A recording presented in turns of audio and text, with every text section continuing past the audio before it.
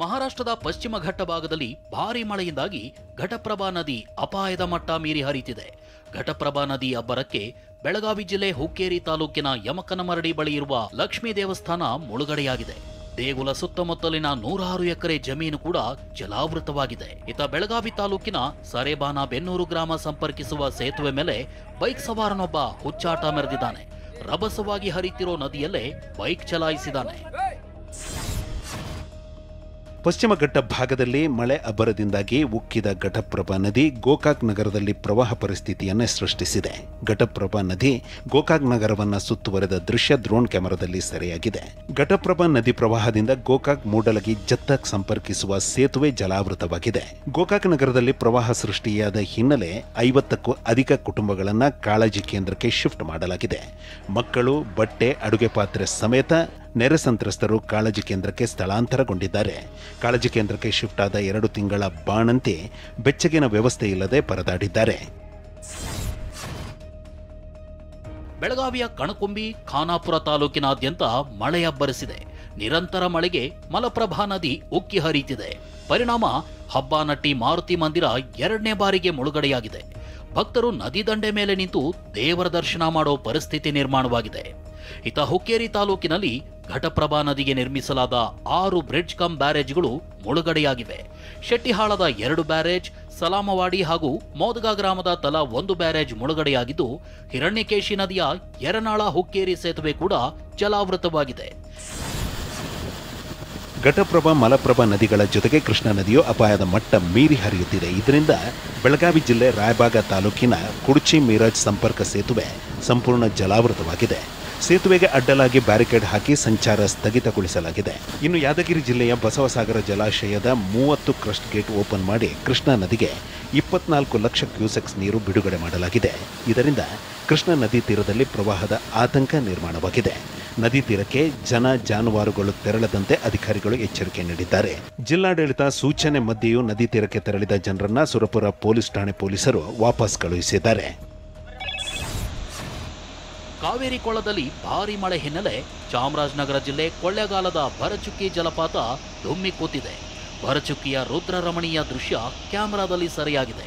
ಪ್ರವಾಸಿಗರಿಗೆ ಜಲಪಾತಕ್ಕಿಳಿಯದಂತೆ ಪೊಲೀಸರು ಕಟ್ಟುನಿಟ್ಟಿನ ಸೂಚನೆ ನೀಡಿದ್ದಾರೆ. ಇತ್ತ ಹೊಗೆನಕಲ್ನಲ್ಲಿ ಕಾವೇರಿಯ ರುದ್ರನರ್ತನ ಜೋರಾಗಿದೆ. ಕಲ್ಲು ಬಂಡೆಗಳ ಮಧ್ಯೆ ಕಾವೇರಿ ನದಿ ಭೋರ್ಗರಿತಿರೋ ದೃಶ್ಯ ಡ್ರೋನ್ ಕಣ್ಣಿನಲ್ಲಿ ಸೆರೆಯಾಗಿದೆ. ಹೊಗೆನಕಲ್ನಲ್ಲಿ ತೆಪ್ಪ ಸಂಚಾರವನ್ನ ಸ್ಥಗಿತಗೊಳಿಸಲಾಗಿದೆ. ಅನನ್ಯ ಭಟ್ ವಿಚಾರ ತೀವ್ರ ಸಂಚಲನಕ್ಕೆ ಕಾರಣವಾಗಿದೆ. ಮೆಡಿಕಲ್ ಸ್ಟೂಡೆಂಟ್ ಅನನ್ಯ ಭಟ್ ಧರ್ಮಸ್ಥಳದಲ್ಲಿ 2003ರಲ್ಲಿ ನಾಪತ್ತೆಯಾಗಿದ್ಲು. ಹೀಗಂತ ಅನನ್ಯ ಭಟ್ ತಾಯಿ ಸುಜಾತಾ ಭಟ್ ದೂರು ಸಲ್ಲಿಸಿದ್ರು. ಮೊನ್ನೆಯಷ್ಟೇ ಮಗಳ ಫೋಟೋ ಕೂಡ ತೋರಿಸಿದ್ರು. ಆದ್ರೆ ಸುಜಾತಾ ಭಟ್ ಮದುವೆಯೇ ಆಗಿಲ್ಲ, ಮಗಳು ಇಲ್ಲ. ಇವರು ತೋರಿಸಿರೋ ಫೋಟೋ ವಸಂತಿ ಅನ್ನೋರದ್ದು ಅನ್ನೋ ಆರೋಪ ಕೇಳಿ ಬಂದಿತ್ತು. ಆದ್ರೆ ಇದಕ್ಕೆ ಸುಜಾತಾ ಭಟ್ ತಿರುಗೇಟು ನೀಡಿದ್ದಾರೆ. ತಮ್ಮ ವಿರುದ್ಧ ಕೇಳಿ ಬರುತ್ತಿರುವ ಆರೋಪಗಳಿಗೆ ಸ್ಪಷ್ಟನೆ ನೀಡಿದ್ದಾರೆ. ಅನನ್ಯ ಭಟ್ ಇದ್ದು ಸಾಕ್ಷಿ ನಾನು ನಿಮ್ಮ ಮುಂದೆ ನಾನು ಕೊಡಬೇಕಾಗಿಲ್ಲ. ದಯವಿಟ್ಟು ನನ್ನನ್ನು ಕ್ಷಮಿಸಿ. ಸುಳ್ಳು ಹೇಳ್ತಾ ಇಲ್ಲ. ದಯವಿಟ್ಟು ನಾನು ಕಾಲ್ಪನಿಕನೂ ಅಲ್ಲ, ನಾನು ಮೆಂಟಲ್ ಆಗ್ಲೂ ಇಲ್ಲ. ನನ್ನ ಮಗಳು ಇದ್ಲು. ಸತ್ಯ ಸತ್ಯ ಸತ್ಯ ಸತ್ಯ. ಮತ್ತೆ ಆದವಾಗ ಬೆಳ್ತಂಗಡಿ ಸ್ಟೇಷನ್ಗೆ ಹೋಗಿ ನಾನು ಮಿಸ್ಸಿಂಗ್ ಅಂತ ಹೇಳಿದೆ, ಮಿಸ್ ಆಗಿದ್ದಾಳೆ ಅಂತ. ಆ ಸ್ಟೇಷನ್ ಅಲ್ಲಿ ಕಂಪ್ಲೇಂಟ್ ತಗೊಂಡಿಲ್ಲ. ಅನನ್ಯ ಭಟ್ ಅನಿಲ್ ಭಟ್ಗೆ ಹುಟ್ಟಿದ ಮಗಳು 82-83 ಅಲ್ಲಿ. ಅವ್ರು ಮಂಗಳೂರಿನವರು, ಸುರತ್ ಕಲ್ಲು. ಅವರು ನನಗೆ ಲೀವಿಂಗ್ ಟುಗೆದರ್ ಅಂತ ನಾನು ಹೇಳಿಲ್ಲ. ಅವರು ನನ್ನ ಗಂಡ. ಅವರು ಮನೆಯಲ್ಲಿ ಯಾರಿಗೂ ಗೊತ್ತಿಲ್ಲ. ಸಮಸ್ಯೆ ಅಲ್ಲ. ಅವರು ನನ್ನನ್ನು ಪ್ರೆಗ್ನೆಂಟ್ ಮಾಡಿ ಅನನ್ಯ ಭಟ್ ಫೋಟೋ ಬಿಡುಗಡೆ ಮಾಡಲು ಯಾರು ಹೇಳಿಲ್ಲ ಎಂದಿರುವ ಸುಜಾತಾ ಭಟ್ ಬರ್ತ್ ಸರ್ಟಿಫಿಕೇಟ್ ದಾಖಲೆ ಎಲ್ಲವೂ ಇದೆ. ಈ ದಾಖಲೆಗಳನ್ನ ಎಲ್ಲಿ ಕೊಡಬೇಕು ಕೊಡ್ತೇನೆ ಅಂತ ಹೇಳಿದ್ದಾರೆ. ಒಂದೇ ನಾನು ಉತ್ತರ ಕೊಡ್ತಾ ಇದ್ದೀನಿ. ನನ್ನ ಮಗಳು ಜುಲೈ ಎಂಡ್ ಅಲ್ಲಿ ಅಡ್ಮಿಷನ್ ಮಾಡಕ್ಕೆ ನಾನು ಹೋಗಿರೋದು. ಅಲ್ಲಿಂದ ನಾನು ಅಡ್ಮಿಷನ್ ಈ ಶೇಟ್ರು ನನ್ನನ್ನು ಕರ್ಕೊಂಡು ಹೋಗಿ ಅವರು ದುಡ್ಡಿನ ಮೂಲಕ ಅವಳು ಮೆರಿಟ್ ಸ್ಟೂಡೆಂಟು. ಹೌದು ಸರ್, ಮೆರಿಟ್ ಮಾರ್ಕ್ಸ್ ಕಾರ್ಡ್ ಇದೆ, ನಾನು ಕೊಡ್ತೀನಿ. ನಾನು ಎಲ್ಲಿ ಯಾರು ಕೇಳಿದಾರೋ ಅವರಿಗೆ ನಾನು ಕೊಡ್ತೀನಿ. ಇನ್ನೇನು ಹೇಳಕ್ಕಾಗಲ್ಲ, ನಾನು ಕೊಡಲ್ಲ ಡಾಕ್ಯುಮೆಂಟು. ನನ್ನ ಭಾವನಂದು ಬಿಟ್ಟು ಬಿಡಿ ಸರ್. ಅವ್ನು ಸತ್ತು ಹೋಗಿದ್ದಾನೆ ನನ್ನ ಭಾವ. ನಾನು ಸತ್ತು ಹೋಗಿದ್ದೀನಿ ಅಂದಮೇಲೆ ನಾನು ಎಲ್ಲಿಂದ ಬಂದಿದ್ದೀನಿ? ದಾಖಲೆಯನ್ನು ನನ್ನದು ಫೋಟೋಗಳು ಎಲ್ಲಾನು, ಅವಳ ಜೊತೆಗೆ ಹುಟ್ಟಿರೋ, ಅವಳ ಜೊತೆಗೆ ಇದ್ದಿದ್ದೋ ಫೋಟೋ, ಅವಳ ಬಟ್ಟೆ, ನನ್ನ ಬಟ್ಟೆ, ಎಲ್ಲಾನು ಸುಟ್ಟು ಹಾಕಿದ್ದಾರೆ. ಕಲ್ಕತ್ತಾ ವೆಸ್ಟ್ ಬೆಂಗಾಲ್ ಅಲ್ಲಿ ಓದಿದಾಳೆ. ನನಗೆ ಸ್ಕೂಲ್ ಹೆಸರು ಇವಾಗ ನೆನಪಿಲ್ಲ. ನಾನು ಅದನ್ನ ಎಲ್ಲಿ ಇದು ಮಾಡಬೇಕು ನಾನು ಕೊಡ್ತೀನಿ. ಅದು ಒಂದು ಗ್ರಾಮ ಪಂಚಾಯತ್, ಅದು ಹಳ್ಳಿದು ಸರ್. ಜೀವನದ ಎಲ್ಲಾ ಘಟನೆಗಳು ನೆನಪಿದೆ ಅಂತ ಹೇಳಿದ್ರೆ ಬರ್ತ್ ಸರ್ಟಿಫಿಕೇಟ್ ನಾನು ಇಟ್ಕೊಂಡಿದ್ದೀನಿ. ಬರ್ತ್ ಸರ್ಟಿಫಿಕೇಟ್ ಇದೆ, ಸ್ಕೂಲ್ ಇದು ಏನಿದೆ ಸರ್ಟಿಫಿಕೇಟು ಅದೆಲ್ಲಾನು ಇದೆ. ಆದ್ರೆ ಸುಜಾತಾ ಭಟ್ ತೋರಿಸ್ತಿರೋ ಫೋಟೋ ಅನನ್ಯರದ್ದಲ್ಲ, ಅದು ವಸಂತಿ ಅನ್ನೋರದ್ದು ಎನ್ನಲಾಗ್ತಿದೆ. ಧರ್ಮಸ್ಥಳದಲ್ಲಿ ನಾಪತ್ತೆಯಾಗಿದ್ದಾಳೆಂದು ಸುಜಾತಾ ಭಟ್ ತೋರಿಸಿದ್ದ ಅನನ್ಯ ಫೋಟೋ ಅಲ್ಲ, ಬದಲಿಗೆ ವಸಂತಿ ಫೋಟೋ ಅಂತ ವಸಂತಿ ಸಹೋದರ ಎಂ ವಿಜಯ್ ಹೇಳಿಕೆ ನೀಡಿದ್ದಾರೆ. ಟಿವಿ9ಗೆ ಮಾತನಾಡಿದ ಎಂ ವಿಜಯ್, ಸುಜಾತಾ ಭಟ್ ತೋರಿಸಿದ ಫೋಟೋ ಅನನ್ಯ ಭಟ್ ಇದ್ದಲ್ಲ, ನನ್ನ ಸಹೋದರಿ ವಸಂತಿ ಫೋಟೋ. ನನ್ನ ಸಹೋದರಿ ವಸಂತಿ 2007ರಲ್ಲೇ ಮೃತಪಟ್ಟಿದ್ದಾಳೆ ಎಂದಿದ್ದಾರೆ. ಅದು ನನ್ನ ತಂಗಿ MP ವಸಂತಿ, ಅವರು ಬೆಂಗಳೂರಿಗೆ ಮದುವೆ ಆಗಿದ್ರು. ಆಮೇಲೆ ಏನಾಯ್ತು? ಆಮೇಲೆ ಮದುವೆಯಾಗಿ 1 ತಿಂಗಳಲ್ಲಿ ಇದು ನಮ್ಮ ಮನೆ ಹತ್ರ ಬಾಡಿ ಸಿಕ್ತು. ಧರ್ಮಸ್ಥಳದಲ್ಲಿ ಶವಗಳನ್ನು ಹೂತಿದ್ದಾಗಿ ಮುಸುಕುದಾರಿ ನೀಡಿದ ದೂರಿನ ಸಂಬಂಧ SIT ಅಧಿಕಾರಿಗಳು ರಾಜು ಎಂಬಾತನನ್ನು ವಿಚಾರಣೆ ಮಾಡಿದ್ದಾರೆ. ಮಂಡ್ಯದಲ್ಲಿ ಟಿವಿ9ಗೆ ಮಾತನಾಡಿದ ರಾಜು, ನಾನು ಇದ್ದಾಗ ನೋಡಿದ್ದು ಕೇವಲ 2 ಶವಗಳು ಅಷ್ಟೇ.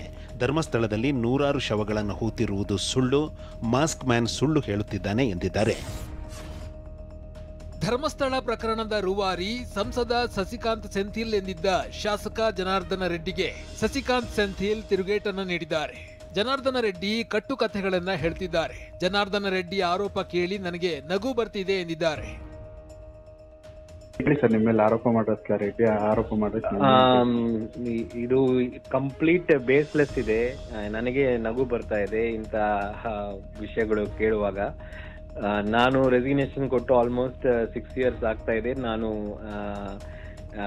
ಕಂಪ್ಲೀಟ್ಲಿ ಬೇರೆ ಪೊಲಿಟಿಕಲ್ ಫಾರ್ಮೇಷನ್ ಅಲ್ಲಿ ಇದ್ದೀನಿ. ಈ ಟೈಮಿಗೆ ಬಂದು ಇಂಥವೆಲ್ಲ ಹೇಳುವುದು it is not right. And ಖಂಡಿತ ಒಬ್ಬ ರಾಜ್ಯ ಸರ್ಕಾರಕ್ಕೆ ಯಾರು ಕೂಡ ಏನು ಹೇಳಕ್ ಆಗೋದಿಲ್ಲ.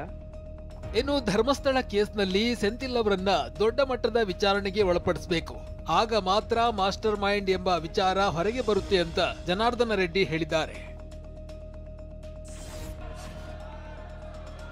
ಗೃಹ ಸಚಿವ ಅಮಿತ್ ಶಾ ಲೋಕಸಭೆಯಲ್ಲಿ ವಿಪಕ್ಷಗಳ ತೀವ್ರ ವಿರೋಧದ ನಡುವೆ 3 ಮಸೂದೆಗಳನ್ನು ಮಂಡಿಸಿದ್ದಾರೆ. ಪ್ರಧಾನಿ, ಸಿಎಂ, ಸಚಿವರ ಪದಚ್ಯುತಿಗೆ ಅವಕಾಶ ಕಲ್ಪಿಸುವ ಸಂವಿಧಾನದ 130ನೇ ತಿದ್ದುಪಡಿ ಮಸೂದೆ 2025, ಕೇಂದ್ರಾಡಳಿತ ಪ್ರದೇಶಗಳ ಸರ್ಕಾರ ತಿದ್ದುಪಡಿ ಮಸೂದೆ 2025 ಮತ್ತು ಜಮ್ಮು ಮತ್ತು ಕಾಶ್ಮೀರ ಪುನರ್ ವಿಂಗಡಣೆ ತಿದ್ದುಪಡಿ ಮಸೂದೆ 2025 ಮಂಡಿಸಲಾಗಿದೆ. 3 ಬಿಲ್ಗೆ ವಿರೋಧ ವ್ಯಕ್ತಪಡಿಸಿದ ವಿಪಕ್ಷಗಳ ಸಂಸದರು ಬಿಲ್ ಪ್ರತಿಗಳನ್ನು ಅಮಿತ್ ಶಾ ಮೇಲೆ ಎಸೆದು ಆಕ್ರೋಶ ಹೊರಹಾಕಿ ಸ್ಪೀಕರ್ ಓಂ ಬಿರ್ಲಾ 3 ಬಿಲ್ಗಳನ್ನು ಜಂಟಿ ಸಂಸದೀಯ ಸಮಿತಿಗೆ ಕಳಿಸಿದ್ದಾರೆ. ಲೋಕಸಭೆಯಲ್ಲಿ ಮಂಡನೆಯಾಗಿರುವ 3 ಬಿಲ್ಗಳಲ್ಲಿ ಪ್ರಧಾನಿ, ಸಿಎಂ, ಸಚಿವರ ಪದಚ್ಯುತಿಗೆ ಅವಕಾಶವನ್ನ ಕಲ್ಪಿಸುವ ಸಂವಿಧಾನದ 130ನೇ ತಿದ್ದುಪಡಿ ಮಸೂದೆ ಭಾರೀ ಚರ್ಚೆಗೆ ಗ್ರಾಸವಾಗಿದೆ. ಈಗಿನ ಕಾನೂನಿನಲ್ಲಿ ಆರೋಪಿತ ಪಿಎಂ, ಕೇಂದ್ರ ಸಚಿವರನ್ನ ವಜಾ ಮಾಡುವುದಕ್ಕೆ ಅವಕಾಶವಿಲ್ಲ. ಹೊಸ ಮಸೂದೆಯಿಂದ ಪಿಎಂ, ಸಿಎಂ, ಸಚಿವರ ವಜಾಕ್ಕೆ ಅವಕಾಶ ಸಿಗಲಿದೆ. 5 ವರ್ಷ ಶಿಕ್ಷೆ ಆಗುವಂತಹ ಗಂಭೀರ ಪ್ರಕರಣಗಳಲ್ಲಿ ಸತತ 30 ದಿನ ಬಂಧನವಾದ್ರೆ 31ನೇ ದಿನ ಆ ಪ್ರಧಾನಿ, ಸಿಎಂ ಅಥವಾ ಸಚಿವರು ವಜಾಗೊಳ್ಳಲಿದ್ದಾರೆ. ಲೋಕಸಭಾ ವಿಪಕ್ಷ ನಾಯಕ ರಾಹುಲ್ ಗಾಂಧಿ ರಾಜ ತನ್ನ ಇಚ್ಛೆಯಂತೆ ಯಾರನ್ನ ಬೇಕಾದರೂ ತೆಗೆಯಬಹುದಾದ ಓಬಿರಾಯನ ಕಾಲಕ್ಕೆ ನಾವು ಹೋಗುತ್ತಿದ್ದೇವೆ ಅಂತ ಕೇಂದ್ರ ಸರ್ಕಾರದ ಮಸೂದೆಯನ್ನ ಟೀಕಿಸಿದ್ದಾರೆ. ಖ್ಯಾತ ಚಿತ್ರ ನಿರ್ದೇಶಕ ಜೋಗಿ ಪ್ರೇಮಿಗೆ ಎಮ್ಮೆ ಹೆಸರಿನಲ್ಲಿ ಕದೀಮನೊಬ್ಬ ವಂಚಿಸಿದ್ದಾನೆ. ಈ ಸಂಬಂಧ ಗುಜರಾತ್ ಮೂಲದ ವನರಾಜ್ ಬಾಯ್ ವಿರುದ್ಧ ದೂರು ದಾಖಲಾಗಿದೆ. ಹೈನುಗಾರಿಕೆಗಾಗಿ ಎಮ್ಮೆ ಖರೀದಿಗೆ ಮುಂದಾಗಿದ್ದ ಪ್ರೇಮ್ ಆತನಿಗೆ 4.5 ಲಕ್ಷವನ್ನ ಆನ್ಲೈನ್ನಲ್ಲಿ ಪಾವತಿಸಿದ್ರು. ಆದರೆ ವನರಾಜ್ ಬಾಯ್ ಮೊಬೈಲ್ ಸ್ವಿಚ್ ಆಫ್ ಮಾಡಿಕೊಂಡು ಪರಾರಿಯಾಗಿದ್ದಾನೆ.